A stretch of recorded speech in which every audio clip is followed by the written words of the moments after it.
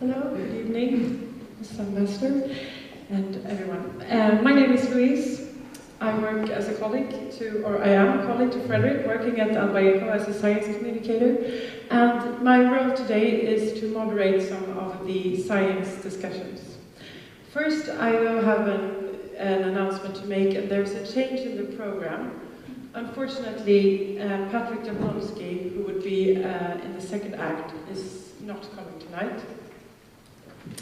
And now it is my pleasure to introduce you to Johan Rockstro. Johan is a professor of natural resource management, and he's also the executive director of Stockholm Environment Institute and Stockholm Resilience at the Stockholm University. And Johan will place the coral reefs in the global context of the global challenges we face today. Please, Johan. Thanks a lot, and good evening, all friends of coral reefs in the world. Ha det nära, Anders. Wonderful to be here. What beautiful music, and what a beautiful planet. The planet that hosts all the biomes that form the basis for our human well-being, which we tend to forget. The planet that hosts our polar regions, our wetlands, our grasslands, our rainforests, our temperate forests, our oceans, but also our coral reefs.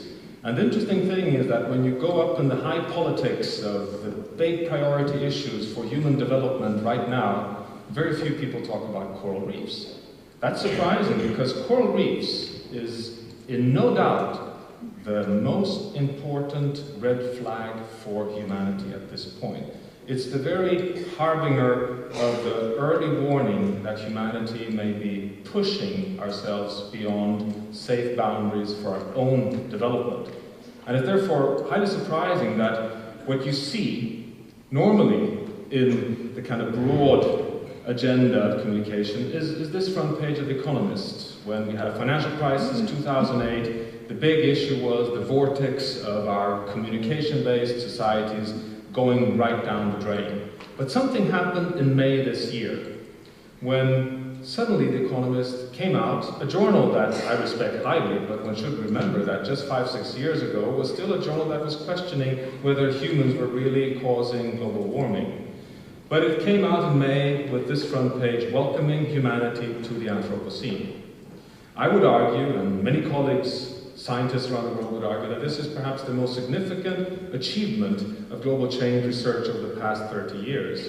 The insight now becoming more and more understood in the broader area of business, of policy, of development, that humanity has become a geological force. We may be pushing ourselves out of the geological era, the one that we all learned in school, that we are since the last glaciation in the warm period called the Holocene, but that we in fact may now, humanity, 7 billion people multiplied by our industrial metabolism, have become a geological force at the planetary scale, the Anthropocene. And the evidence for this is coming out of science over a long, long period of time. And I'll show you the summary of the evidence here, but look at this interesting citation that comes from The Economist, that it concludes in its very pertinent, conservative way that when reality is changing faster than theory suggests it should, a certain amount of nervousness is a reasonable response.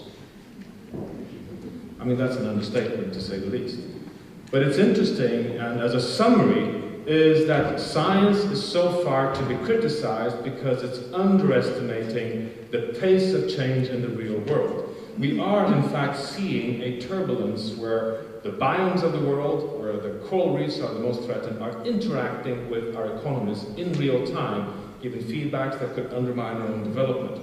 Now, the more scientific evidence has also had impact on influential people like Ban Ki-moon, who pointed out before the climate negotiations that we are, in fact, based on the IPCC research, on our way beyond 2 degrees warming on the planet. And I'll come back to the impact on coral, where he stated that we have our foot on the accelerator driving towards the abyss.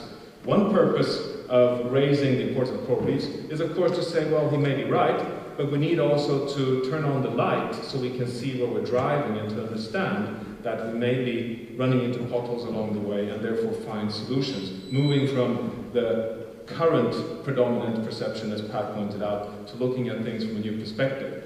Interestingly, based on the research that we've been leading over the past 10 years or so, Ban Ki-moon also stated in the General Assembly just 2 weeks back that we are now also threatening planetary boundaries, and we need to find ways of a global transition towards a more safe future. And the importance is that all of these boundaries are now affecting coral reefs, which I'll be showing. Okay, so it all comes from this insight. You don't see what is on the graph here, but you see the pattern. These are a multitude of scientific graphs showing empirical observations of how our home is feeling right now, which is from carbon dioxide to eutrophication, deforestation, overfishing, you know them all the way to air pollution and ozone depletion. You see the pattern of change, and the x-axis here is from the Industrial Revolution in the mid-18th century till today. We see that very little happens until a point where you have a branch where the hockey stick pattern takes off. That point is in 1955. It's the point that science is now called the great acceleration point of the human enterprise. From that point on, we are in non-analog time. We are at a point where we're starting to see us affecting the entire planet. Now, if we are concerned about this, we need to understand what is at stake. Because if it's only the pressures, of course you could argue that perhaps the planet is resilient enough to take care of these disturbances. But, you saw the ball bouncing there. It wasn't meant to go so fast. What you see here is the last 100,000 years. On the y-axis is the variability of living conditions on the planet in temperature, in degrees Celsius. And as you saw the ball bouncing there, it was a very jumpy journey indeed. In fact, over most of this time, we were just between 20 and 30 million people. We were hunters and gatherers. We had, to put it simple, a rough time. We enter then the last 10,000 years, which we all learned is the Holocene period. And just look at that extraordinary stability. We have a variation of plus minus 1 degree on average on the planet during this whole period. This is the period when the biomes settle in. The coral reefs as we know them, all the other terrestrial biomes settle in and start providing ecosystem services that form the basis for all our economies. This is our desired state. Science can now state that this is what we want to protect. And we asked ourselves, what do we now have to protect in order to stay there? What are the Earth system processes that we need to cater for? And could we, from science, define a safe space when being stewards of these systems? But before answering that question, we needed to also look into how do our ecosystems behave? And this is when we come closer to taking on the dry suits and diving in under the surface of the sea. This is snatched from another colleague from the Resilience Center, Magnus Nyström, who's sitting here, who's found this fantastic way of explaining why is biodiversity so important. I mean, after all, isn't it just these beautiful pictures? And preserving species is some kind of ethical responsibility? Well, it's not. Biodiversity is the very strategic toolbox to be able to be sure that we stay in the Holocene stability, that we have human well-being. And how can this be? Well, if you look at a coral reef, for example, you normally just look at it as a number of species, but each species has a function as it plays in order to keep the system stable and providing livelihoods for coral reefs to over 250 million people in the world. And you can take an analogy with an urban system such as Manhattan. And what if you would cut off 20% of the population in New York? Well, you may argue the system could perhaps still exist, avoiding to collapse. Same would go for a coral reef if you just point blank took away 20% of the species. But what if you take out a function?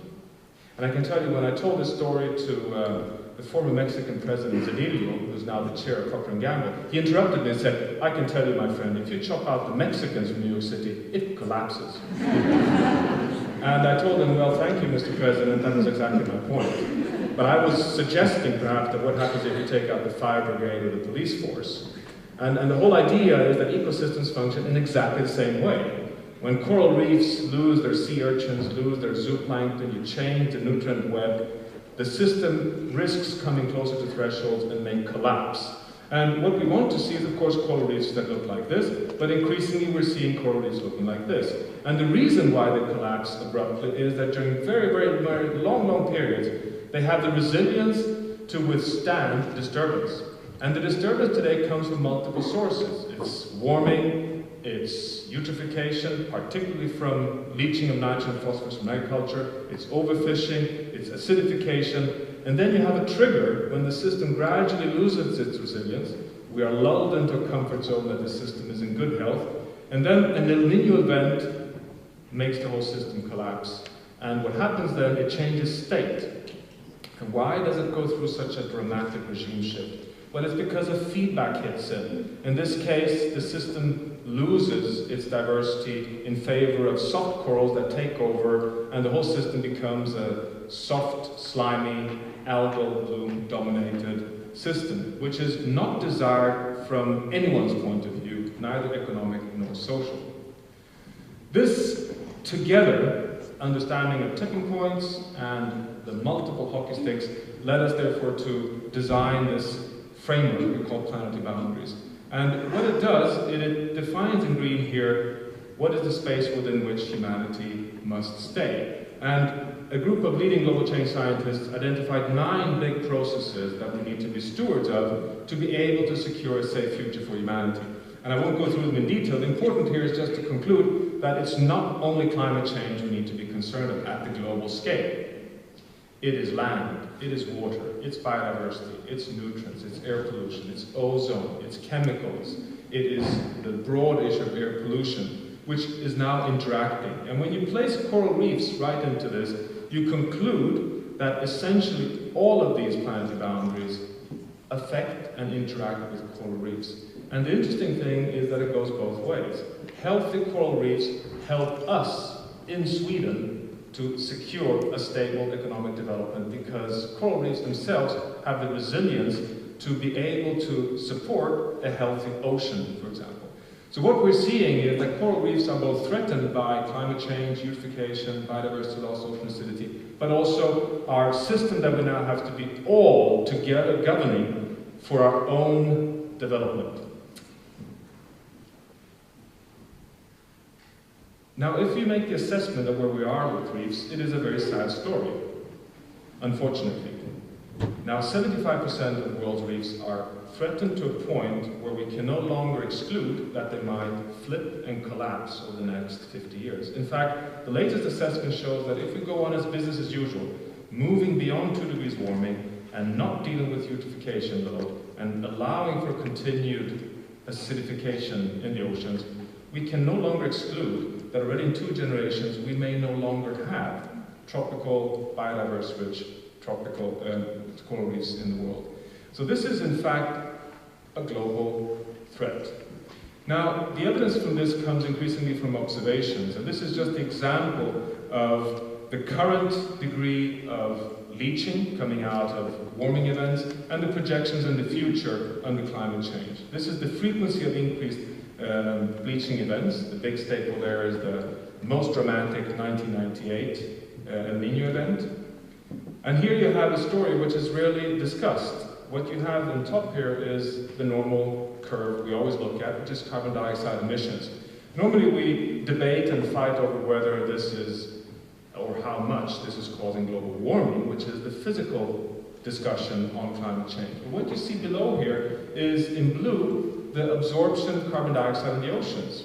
Now, this may not be known to you all, that roughly half of our emissions of fossil fuel-based carbon dioxide is taken up by the biosphere as the world's largest free ecosystem service. So oceans take up a quarter and land areas take up a quarter. A massive support for humanity. But the problem is that when the oceans take up carbon dioxide, which I can tell you has zero uncertainty in terms of where it comes from, it's our emissions of fossil fuels, it causes acidification, which is high school chemistry, when water plus carbon dioxide gives carbonic acid. The drama is that when that pH goes down, it also snatches carbonate from the ocean. And carbonate plus calcium becomes calcium carbonate, which is the Lego blocks for all marine life in the oceans. So our emissions of carbon dioxide is absorbed by the oceans, hiding away a quarter of our climate debt, and it is acidifying and also taking away the Lego blocks from coral reefs. Now look at that pH curve. This is the last 25 million years. The pH stays very, very stable over essentially the whole period, and from the moment we embark on our industrial revolution, pH starts falling dramatically. So if you anytime sit in a dinner and you get bored of having to argue over climate change with some skeptical friend you have at dinner, and you come to the dessert and you want to have some harmony, take up this question. It's zero uncertainty that we are threatening the world's coral reefs because of our fossil fuel emissions related to high school chemistry in the oceans. Now the impacts of this is the following. Look in dark green here, which is good access to the calcium carbonate Lego blocks. This is the most important one, called aragonite. You see the coral reefs in dark dots here. They have, of course, in the Holocene, stabilized themselves in the areas where there's good building blocks. This is before the Industrial Revolution, this is today, and look at the projections into the future. Just 2065, at business as usual, just the acidification driver could knock over the coral reefs. We're not even talking about warming here, we're not talking about overfishing, we're not talking about eutrophication. Just the chemical threat could push us in this direction. And here you have the areas where, in the world, the largest livelihood support occurs from coral reefs, supporting 250 million people just adjacent to coral reefs, and also the regions where there's a lot of capacity to be stewards, active stewards of the coral reefs. And as a final slide then to close here, this is the kind of doom and gloom summary of the science. I hope you can now climb up from below the surface and take off your dry suit and now look at the positive side, which Pat pointed out, which is, of course, that there are ample examples today of institutions, of communities, of governments, understanding that we are in this crisis and seeing that as an opportunity to move forward. And we have good examples, the Australian barrier reef being one, where things are now moving towards the direction of building resilience towards these threats. But to close, the coral reefs are not only beautiful, they're not only the basis for livelihoods, they're also an early warning system for humanity to move forward. Thank you.